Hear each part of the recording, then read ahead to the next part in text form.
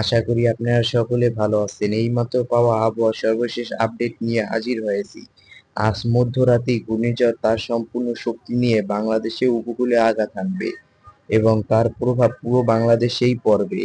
কোথায় কোথায় আঘাত হানবে, কেমন ক্ষয়ক্ষতি হতে পারে, কোথায় হবে ভারী বৃষ্টি, সবকিছু জানতে পারবেন। সম্পূর্ণ ভিডিওটি দেখে থাকুন। এবং আমি অসুস্থ হওয়ার কারণে ভিডিওটির ভয়েস একটু খারাপ হতে পারে, তাই সম্পূর্ণ ভিডিওটি এমনিতেই দেখতে থাকুন।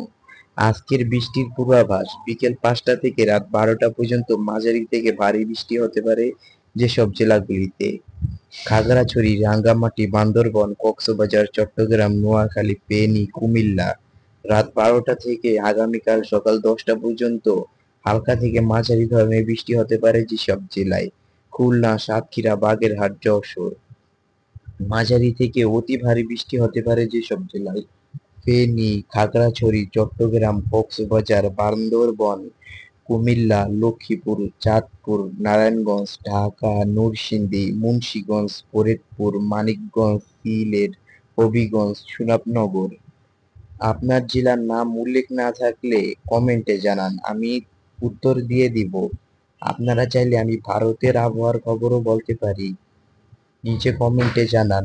সবচেয়ে ঝুঁকিপূর্ণ জেলা: ভোলা, নোয়াখালী, লক্ষ্মীপুর, ফেনী, চট্টগ্রাম, পটুয়াখালী।